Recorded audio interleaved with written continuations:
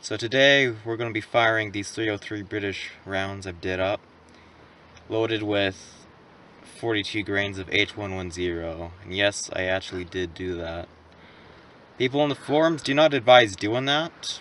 I did it because, why not try it? And supposedly one other person has done this. I don't have any shooting results though, of how, these Lee-Enfields perform. What's going to happen, only that people don't advise doing it because this powder was designed for full house magnum loads. So, I predict this is around 42 grains. I'm using the scoops, I don't have a powder measure yet. So, just today, we're firing one round. If it goes well, we'll fire the rest if we get a sticky bolt. I highly doubt anything very alarming will happen. Only high pressures if it's too much. It's a 1949 No.1 Mark IV Enfield. Yeah, we got 6 of these. By the way, I'm wearing these clothes out of request. Hope you guys like it. So yeah, I'm going to be firing these. Let's see how it does. Then I'll give my opinion and my full evaluation at the end of this. Okay, so let's do it. And go.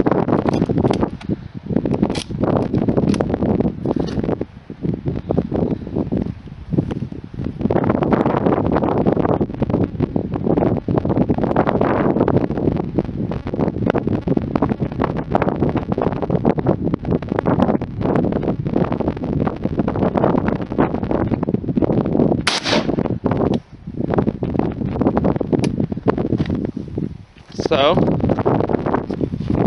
Sights went up. It went down the barrel. And it kind of mullet or something. we got a sticky bolt. Yep, sticky bolt. So obviously it was too much pressure. But not dangerous. Yeah, not dangerous. Never really not bad at all. It just seems to be too much pressure on the bolt. We'll get the bolt up.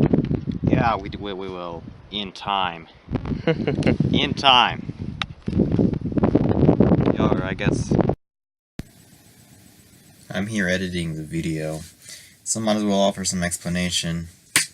The rated chamber pressure of the Lee-Enfield is rated at 49,000 psi. The chamber pressure for a Smith & Wesson Model 500 is 60,000 psi. And so, because of that, this charge was equal to 500 Magnum power loads. And so, definitely that seemed to have exceeded the amount of chamber pressure this rifle was built for, thus giving a sticky bolt. The bolt's fine now.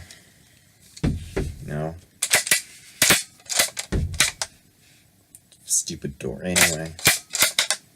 Just fine now. On the ruptured case, yes, it's ruptured, it's really damaged. You would probably have to see this in person. You could see some of the damages there. The primer came completely out, plus the rim's flattened, so the case doesn't look good. So yeah.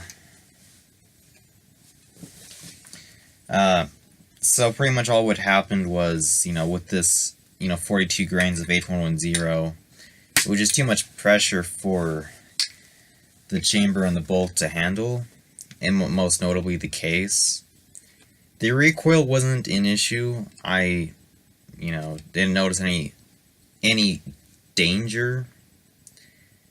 The recoil was an issue. Of course, at the same time I was wearing that military jacket. Recoil was an issue, but the sights did flip up while I shot it. So there may have been some, more power to it than I realize. Let's actually look through this.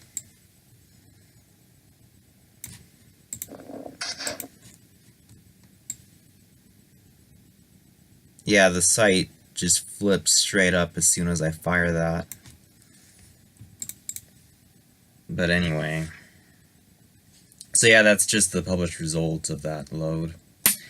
not firing the rest of them, because obviously you can tell it's unloadable, you know, after firing it, the case. So whatever is going to happen to them, I have no idea. I did up 6 of them. I was hoping to have a good load just with, you know, H110 powder, hoping it probably would be on par with, you know, hot factory ammo. Oh yeah, that reminds me of an interesting point. Back in the day, in like World War II, the ammo they were using was actually pretty hot, you know, pretty hot ammo for the 8mm Mauser ammunition the Germans were using, and the 303 British. It was pretty hot stuff, which is hotter than factory ammo even today. You know, so these rifles were rated for some pretty hot stuff back then. The reason why they dumbed it down just a tad over time is because, you know, some of the older rifles, you know, from like pre-World War I, are also, you know, being sold and being, you know, put around. And so that newer, you know, let's just say military pressure stuff couldn't be, you know, the older rifles couldn't handle it so well.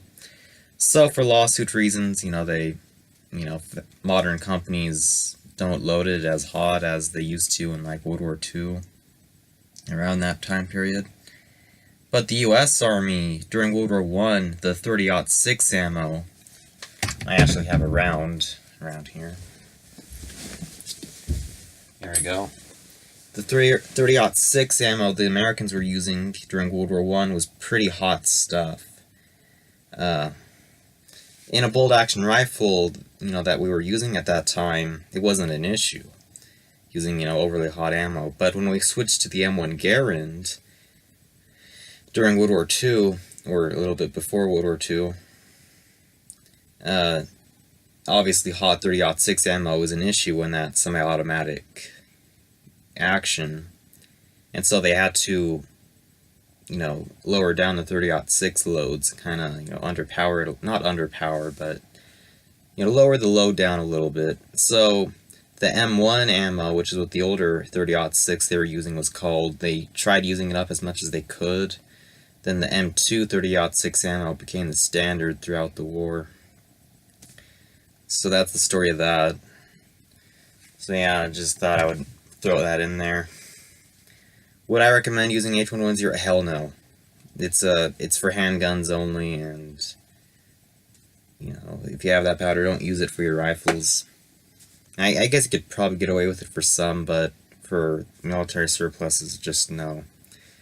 I'm going to try and find a new powder, you know, for doing this stuff. Probably something like 4065 or probably 4895.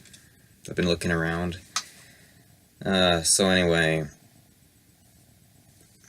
looks like I'm going to have to try out black powder next through 303, which ought to work. Of course it will, but yeah, you know, when I get around to that, and I guess might as well do a more detailed history of the Lee-Enfield rifle. So yeah, see y'all people later. Thanks for watching my videos. Subscribe to see more of this stuff. See y'all out.